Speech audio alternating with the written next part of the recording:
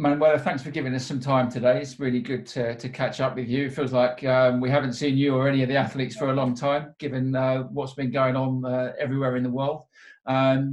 So for you, it's been a very different few months since the start of the year. You would have been looking forward to Tokyo as your first race, and then Tokyo was kind of taken out of the plans. Talk to us about when you began to think about that race and the decision around not to travel to Tokyo for that one. 3 weeks before Tokyo, we spent 2 weeks in South Africa for training, as we did last year and the year before. And I remember, like 2 days before I left South Africa, I had a chat with my coach, and he mentioned Tokyo and the virus, and he said, like, well, it shouldn't be a problem at all. So just that we talked about it, but he talked with the doctor and our medical team, and he didn't see any problem.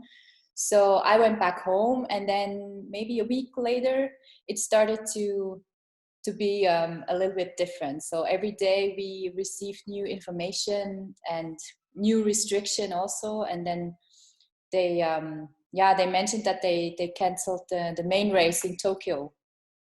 That's when I started to think about if it's still safe to go, if it makes sense to go. But still our medical team, they said they don't see a problem, or they don't see a health risk for me if I would travel to Tokyo.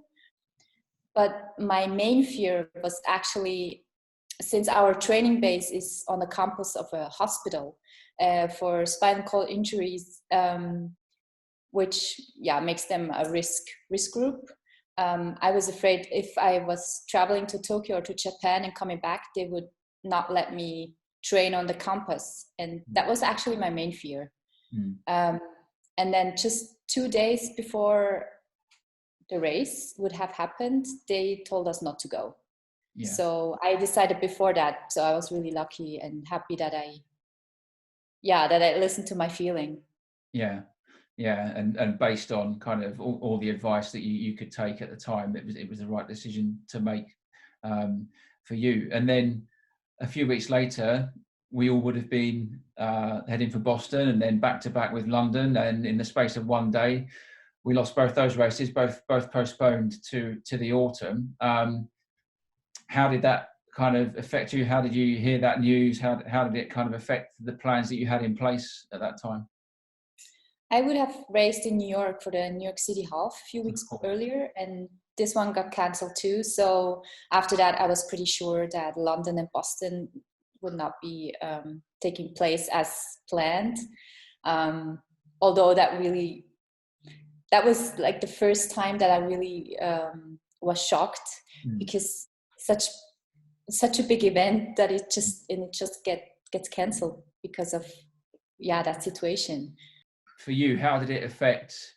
You obviously would have been in quite intensive training in that period. You would have been prepared for those marathons.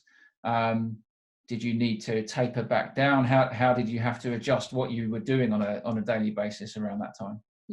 4 weeks ago, they actually closed all our main training venues for that reason, that it's on the campus of a hospital. And maybe a day later, they closed all the sport venues in Switzerland. So I don't have access to any track or to indoor training or to gym. So I have my rollers at home, and I have this hand cycle at home. So I do all training at home. And what does that look like at the moment? Obviously, we've got a long summer stretching out ahead of us, and presumably there won't be too many events. You would have been doing some track stuff in the summer perhaps as well. So what are your priorities in terms of training now, in terms of maintaining or even having an unexpected rest? What are you trying to do in terms of levels of training? Usually I would be training for track now, and doing a lot for on the track. Since this all got cancelled, I focus on the next marathons, which will hopefully be this year. So you kind of don't know. So you have to take every week and see what's going to happen. I think everyone is in the same position. So For me, it's clear that I try to keep up the training, and it feels a little bit like winter training right now because I do a lot of on the rollers and a lot of endurance stuff, less track. So yeah, well, I just try my best to stay in shape. And are you still in regular touch with your coach in terms of letting him know what you're doing on a weekly basis? Is he giving you programs to be as much as he can to do on the rollers?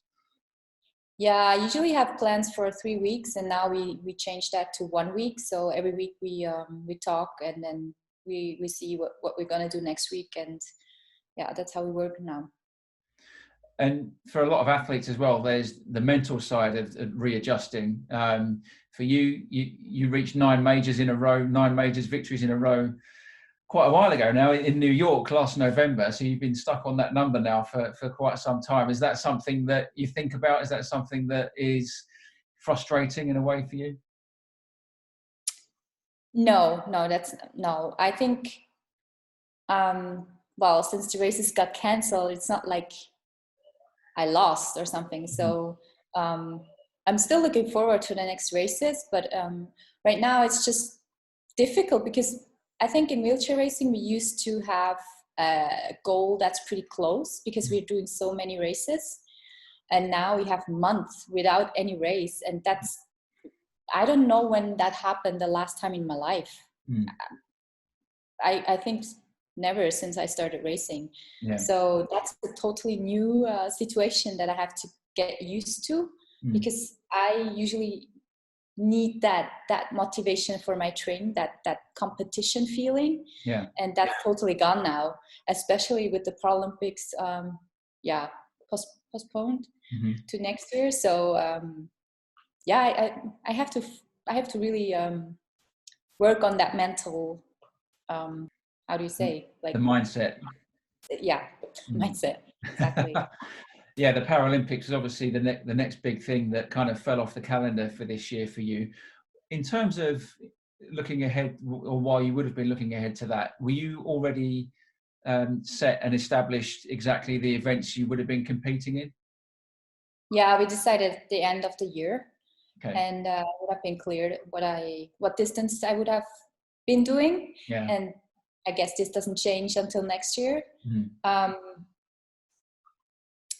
I would have, I mean, it's sad, but of course it's understandable that it's moved to next year because, yeah, health is first priority.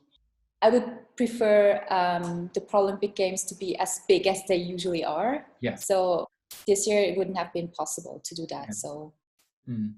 So in terms of the training program and the schedule that you perhaps would have had mapped out leading up to Tokyo this summer, is that something you'll be able just to kind of copy and paste into 2021 now with a few adjustments? 2020, yeah.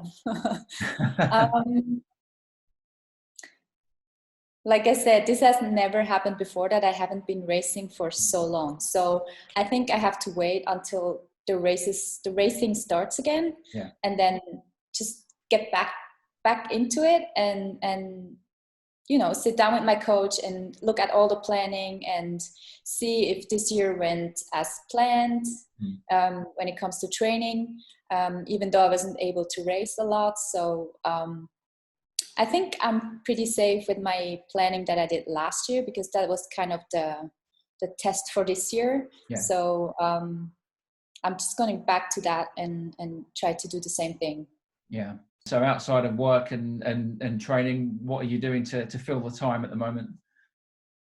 You know, I haven't been bored 1 minute yet since this situation is here. I have a lot of things at home that I always wanted to do, but I never really have time. Yeah. I watch movies. I cook a lot. I spend a lot of time outside with my dog, which is really nice right now because the weather is amazing. So there's so many things to do. Yeah. I kind of enjoy it too, to just be at home for a while. Because in January, when I looked at my schedule, I kind of got dizzy because only between February and March, April, it would have been South Africa, Tokyo, New York, Boston, London. So a lot of traveling, and I've been doing that for quite a few years now. So it's really nice to be home and to have, time for things that you usually don't. What's been the most difficult thing for you about this?